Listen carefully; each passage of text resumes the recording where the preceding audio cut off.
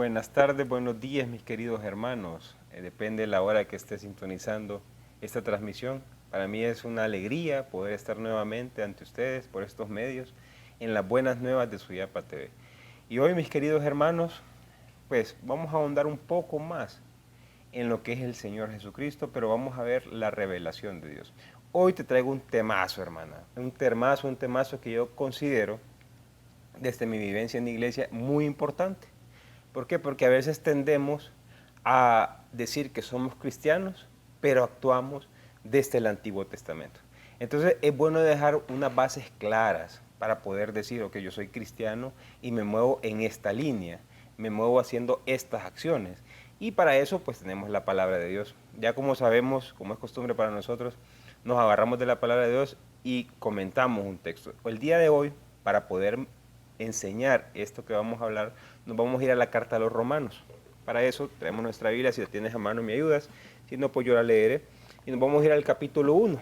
Vamos a leer verso 16 y verso 17. No me avergüenzo del Evangelio, que es la fuerza de Dios para la salvación de todo el que cree.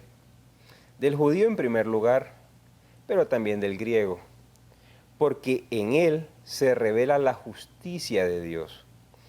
De fe en fe, como dice la Escritura, el justo vivirá por la fe. Palabra de Dios. Mi hermano, aquí en estos dos versos yo podría prácticamente hacer un retiro completo, pero por cuestiones de tiempo no me detendré en el verso 16. Lo importante del verso 16, podemos decirlo, manera de primicia, manera de algo que enmarque la enseñanza de hoy, es que Pablo dice que él no se avergüenza de predicar el Evangelio. Y uno dice, ¿y por qué no se avergüenza? Pues porque hay un montón de cosas. Entonces, vamos a tratar de entender por qué no se avergüenza Pablo. Y otro es que la salvación, como dice el mismo Pablo acá, es para el judío y para el griego. En este caso, en la actualidad podríamos decir es para todos. No tenemos que andar diciendo, hermanos, de que la salvación es para unos y para otros, no. Porque según la Escritura y según la Iglesia Católica, la salvación es para todos. ¿Me explico? Entonces, bajo esas primicias, me gustaría explicar un poco lo que es la revelación, que nos vamos a detener en el verso 17. Y en el verso 17 lo que nos muestra es que se revela la justicia de Dios. Y uno dice, ¿y cuál revelación y cuál justicia de Dios? ¿Y qué son todas estas cosas? Nosotros habitualmente solemos decir, Dios es el mismo ayer, hoy y siempre. ¿Qué significa decir eso? Porque aunque lo decimos, no lo entendemos. La revelación de Dios, mis hermanos, ha sido de manera progresiva. O sea, no ha sido de manera lineal. No se imagine que el Dios del Antiguo Testamento, que estaba en el año 2000 a.C., es el mismo Dios que nos mostró Jesús. O sea, es el mismo, pero la revelación, o sea, la manera como el ser humano lo ha entendido es totalmente distinta. Para eso vamos a tratar de meternos en una línea cronológica, no histórica, pero sí cronológica desde el punto de vista de la Biblia. Vamos a ir a la cronología de la Biblia. Primero, para poder llegar a esta comprensión de la revelación de Dios, que como reitero, es ascendente, no lineal, tenemos que irnos más o menos a unos 2000 años antes de Cristo. Nos tenemos que ir a lo que conocemos como la prehistoria, o sea, ahí en el tiempo de Abraham. Allá se conoce a Dios. Ojo, hasta ese momento se empieza a conocer a Dios. Antes de eso, habían otras cosas que es bueno que se ahonden en el tema, pero no lo vamos a tocar en este momento. Pero es hasta en Abraham donde aparece el primer nombre de Dios. Y Abraham lo conoce con el nombre de Él. Solo E-L. Por eso vemos que en el tiempo de Abraham aparecen las manifestaciones de Dios. Por ejemplo, Miguel, guerrero de Dios. Rafael, medicina de Dios. Israel, el que lucha contra Dios. Vemos todos esos él en los diferentes nombres. También vemos Elohim, por ejemplo. Pero ¿cómo es este Dios? ¿Cómo es la concepción de este Dios? Es un Dios pequeñito, es un Dios para una tribu, es un Dios para un grupo nada más, para el pueblecito de Abraham, para el pueblo de Isaac, para el pueblo de Jacob. Y ya cuando vienen la descendencia de las 12 tribus, todavía se mantenía esa idea de un Dios pequeñito para las tribus, de un Dios pequeñito para ese grupo de naciones. Es hasta el año más o menos 1200 antes de Cristo que viene Moisés y nos revela el siguiente nombre de Dios. Como te dije, Dios es el mismo ayer, hoy y siempre. La concepción humana, la concepción del ser humano es la que cambia y es de manera progresiva. Entonces Moisés, allá cuando está, después de salir del palacio, después de haber asesinado al egipcio, después de huir, y como sabemos, se hizo pastor, se casó con el dueño de las ovejas, perdón, se casó con la hija del dueño de las ovejas. O sea, después de todo esto, Moisés decide un día ir más allá y se alarga un poco más allá de lo que usualmente iba. Entonces Moisés, cuando llega más allá, lo que encuentra es una zarza, como nos cuenta en el Éxodo 3, versos 12-14, y nos muestra que Dios se le revela. Y le dice, y se le revelan las siguientes palabras. Y le dice, ve y saca a mi pueblo de esclavitud porque he escuchado el clamor de ellos. Y le dice Moisés, ay, cuando yo vaya allá, ¿quién le voy a decir que me manda? ¿Por qué? Porque en ese tiempo el pueblo israelita, en ese tiempo los cananeos, eran politeístas, o sea, habían muchos dioses. Entonces Moisés pregunta, ¿y cuál de todos estos dioses nos quiere salvar? Entonces Dios le dice, yo soy el que soy. Ojo, no le dice el nombre. Yo soy el que soy. Y le dice Moisés, y cuando vaya a mi pueblo, ¿qué le voy a decir? Entonces él viene y le dice, lo que le vas a decir es, yo soy el que soy, me ha enviado. Entonces vemos esa, en hebreo yo soy el que soy, se dice Yeh, y en griego es ego eimi, que significa Yahvé, ese donde aparece el tetagrama, Yahvé. Y entonces ahí es donde se empieza a descubrir esa otra faceta más arriba del Él, que es el Yahvé, que es el que muestra que es un Dios que camina con su pueblo. Esa percepción, ese desarrollo, ese entendimiento de Dios, lo logran determinar en el desierto, cuando se dan cuenta que Dios camina con ellos, que Dios los protege, que Dios, cuando está mucho sol, manda la nube, la Shekinah, cuando hay mucho frío, manda la columna de fuego, cuando tienen hambre, les manda codornices o les manda el maná, cuando tienen sed, se abre la roca y sale agua, cuando las serpientes abrasadoras están picando o están matando al pueblo de Israel, Yahvé crea algo y les da sanación. Entonces se dan cuenta de que ese Dios es el que está con ellos todo el tiempo, es el que camina al lado de ellos, es el que los lleva a una tierra prometida, pero es el que camina al lado de ellos. Esa es la concepción de Yahvé. Luego viene la monarquía, después de la monarquía aparecen lo que se conoce como el rey David, luego el rey Salomón. Con Jeroboam se desintegran las tribus, se convierten en dos regiones, la del norte y la del sur, quedándose con eso la parte de Asiria. La parte de Asiria viene el destierro en el 721 en la parte del norte y con Babilonia en la parte del sur, en Judea, para el 586. ¿Qué pasa en ese tiempo? Todavía estaba el nombre de Yahvé, pero en el destierro, allá cuando están en Babilonia, ellos se dan cuenta de que no tienen templo, de que no tienen ley, de que no tienen tierra, de que han sido exiliados a un punto de ser esclavos. Y aparece Isaías, el profeta Isaías, pero no el primero, sino que el segundo y el tercer Isaías. Estamos hablando de los capítulos 40 al 66, mostrando la revelación más grande del Antiguo Testamento, conocida como Goel, que es el Dios restaurador, que es el Dios que se convierte en padre y madre. Es el Dios que dice Isaías, aunque tu madre se olvide de ti, yo estaré contigo siempre. Es un Dios hermosísimo, es lo más bello del Antiguo Testamento. Pero, siempre está el pero en la sopa, mis queridos hermanos, habían otras personas que tenían otra idea y les interesó más la restauración de palacios, templos, que la restauración del ser humano, que era la que pedía el profeta Isaías que era la que pedía Dios por medio del profeta Isaías.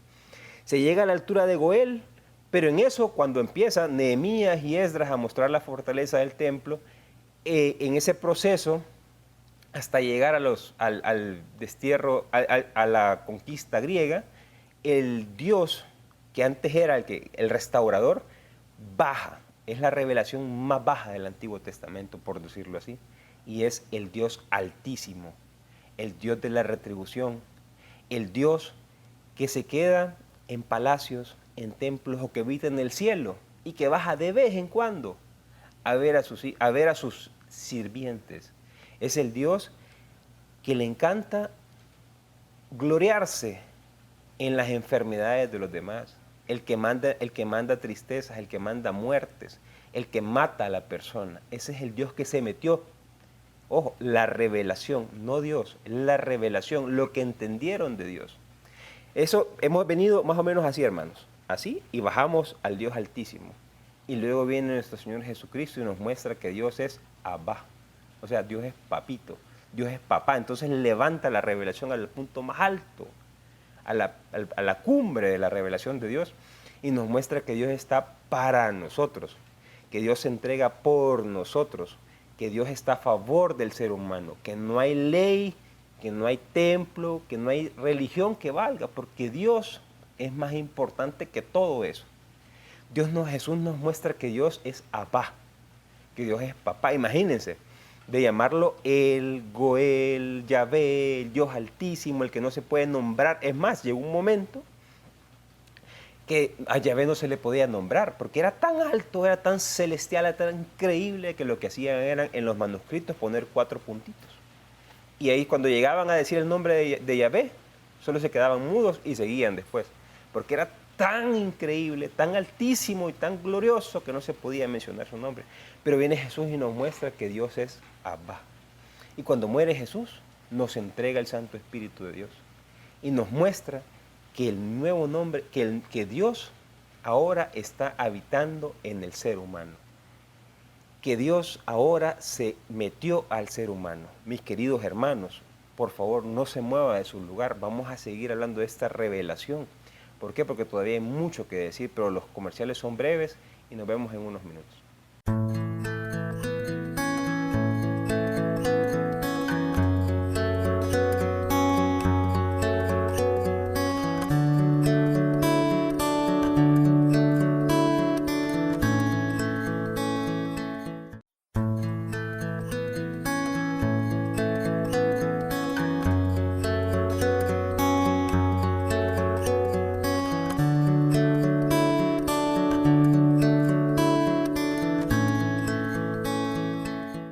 Queridos hermanos, luego de estas breves pausas comerciales, continuemos con lo que hemos estado hablando en este primer lapso de tiempo.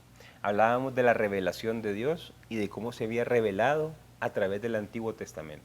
Cómo se había revelado a Abraham y decíamos, se le llamaba él, y mostrábamos las manifestaciones que eran Miguel, Rafael, Elohim, Israel, Joel, todas estas manifestaciones de Dios.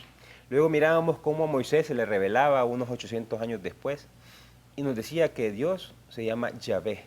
Y ya mirábamos el transcurrir por todo el desierto, que era el que caminaba con ellos, el que los alimentaba, el que los cuidaba, el que los protegía, el que estaba con ellos. Luego la revelación subió al punto más alto del Antiguo Testamento y era con Goel, y era el Dios restaurador, el Dios que le dice al pueblo: ya no tienes templo, ya no tienes patria, ya no tienes tierra, no tienes la Torá, lo que me tienes es a mí. Yo quiero restaurarte desde adentro, quiero cambiarte a ti para cambiar sociedades, para cambiar pueblos, para cambiar tribus, para cambiar países. Pero ¿qué pasó? En ese momento se metió el Dios Altísimo, el Dios innombrable, el Dios que está ahí arriba y que se deleita sentado en su trono viendo cómo los seres humanos tratamos de servirles y tratamos de serle fiel, cumpliendo un montón de normas, preceptos, leyes, para que el Señor pueda atender nuestra súplica. Ese es el Dios Altísimo, mis hermanos. Yo sé que todavía se ha metido mucho en nuestra querida iglesia, pero ya vamos a llegar a ese punto. Luego viene Jesús y nos muestra que Dios se llama Abba, o sea, papá, o sea, papito, que es un Dios que está a favor del ser humano, que es un Dios que nada ni nadie muestra que está por encima del ser humano, que es un Dios que está a favor del ser humano. Es un Dios que se place bendiciendo al ser humano, y no a unos, a todos, a todos. Este Dios nos muestra a Jesús y es el Dios papito, pero cuando Jesús muere, viene la revelación definitiva, y es la revelación del Espíritu Santo. mostrándonos que Dios ya no habita en el cielo, ya no habita en templos, ahora habita en el ser humano. Que Dios se mete al ser humano para hacerlo libre y feliz, para darle plenitud, para llenarlo de bendiciones, de alegrías. ¿A cambio de qué? A cambio de nada, mis hermanos. Porque la bendición de Dios, la gracia de Dios, es simplemente por creer en Él. Pero alto, alto, no se me malinterprete. Ya vamos a ver cuál es esto de creer. Hemos visto, estamos haciendo un desarrollo, lo que se conoce en estudios bíblicos como una lectura semántica. Si ustedes vieron, agarré una palabra y le expliqué. Ahorita voy a explicar la siguiente palabra del verso 17 que dice, se revela la justicia de Dios. ¿Cuál es la justicia de Dios, mis hermanos? La justicia en el Antiguo Testamento era darle a cada quien lo que se merece. Ojo por ojo, diente por diente. O sea, la ley del talión.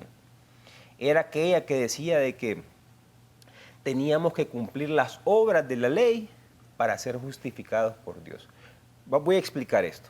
Cumplir las obras de la ley y Jesús lo recrimina, lo rechaza y es más, lo critica. ¿Cuáles eran estas obras de la ley? Ayuno, oración y penitencia.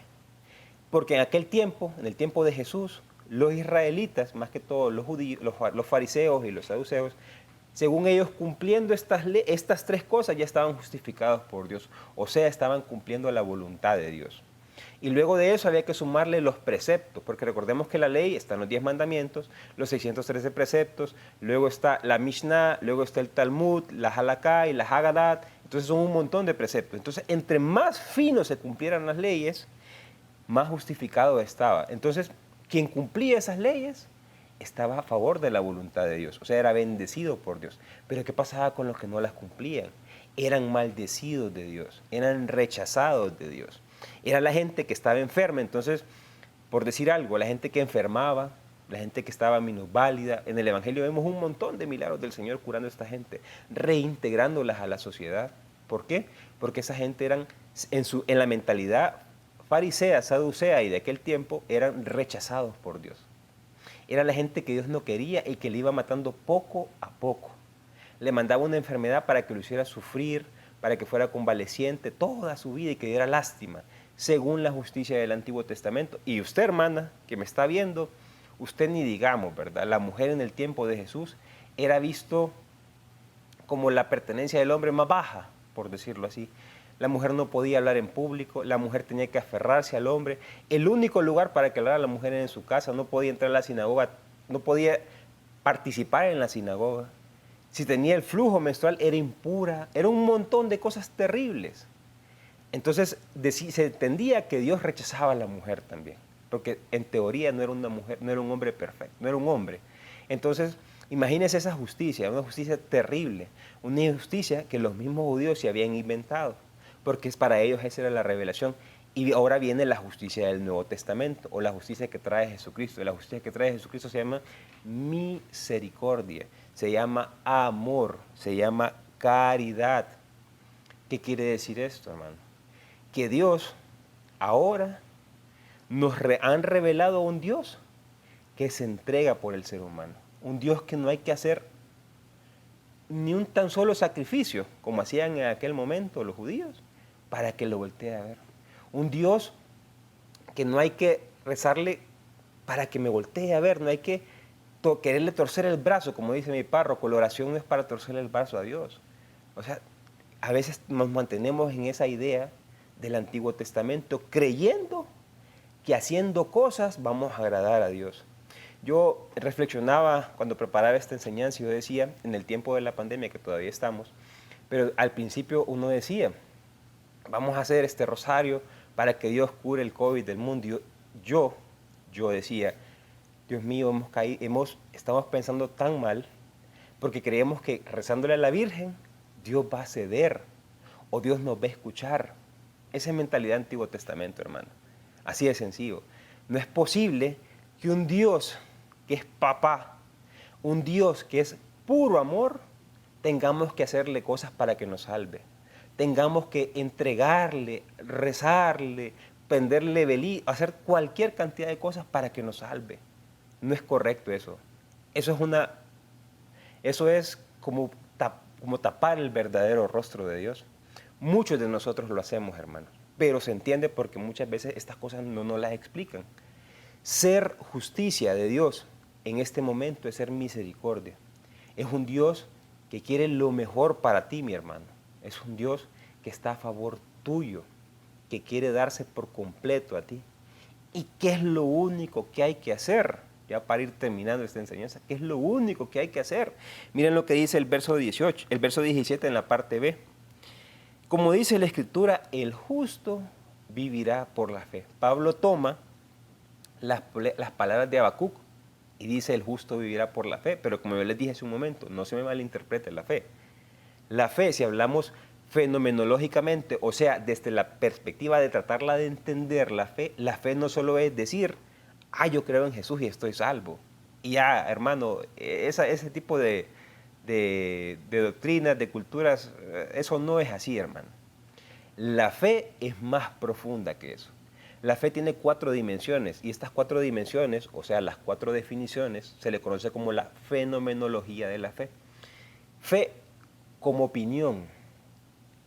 Yo creo en Dios o creo en Jesús porque en mi familia, la tradición, yo voy a misa los domingos y de vez en cuando, y allá cuando puedo ayudo, y yo de repente puede que sirva o puede que no sirva. Opinión. Fe en hipótesis. Pucha, yo creo que Dios está ahí. Y yo pues hoy voy a hacer una oración porque tal vez me escucha. Porque tal vez se quiere apiadar de mí o me ayuda para que este examen, o para que este trabajito me salga, o para que este proyecto se dé, o para no separarme de mi familia por los errores que he cometido. No sé, eso es hipótesis.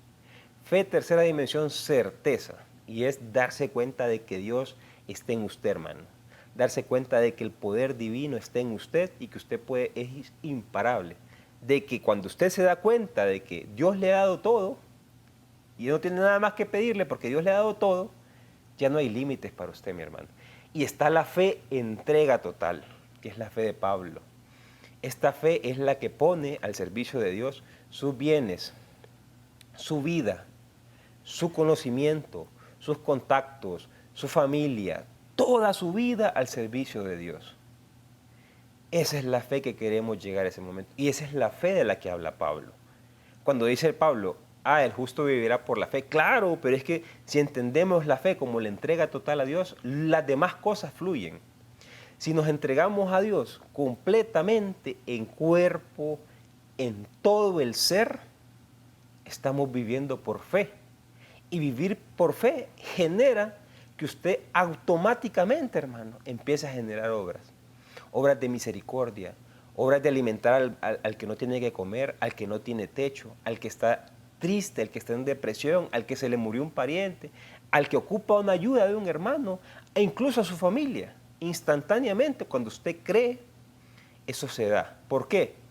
En el Antiguo Testamento, y vamos a esa línea, en el Antiguo Testamento era, yo soy fiel para que Dios sea fiel conmigo. En el Nuevo Testamento es, yo soy fiel porque Dios es fiel conmigo. Yo amo porque Dios me ama. ¿Me explico? Vamos, porque nos sentimos amados, porque nos sentimos fieles, porque nos sentimos en amor, es que nosotros damos de lo que tenemos, damos de lo que somos. Esa es la justicia del Nuevo Testamento. Entonces Jesús nos trajo la misericordia, nos trajo el amor, nos trajo la verdadera justicia de Dios. Hermano, si usted sigue actuando con prácticas del pasado, pásese al lado cristiano, mi hermano.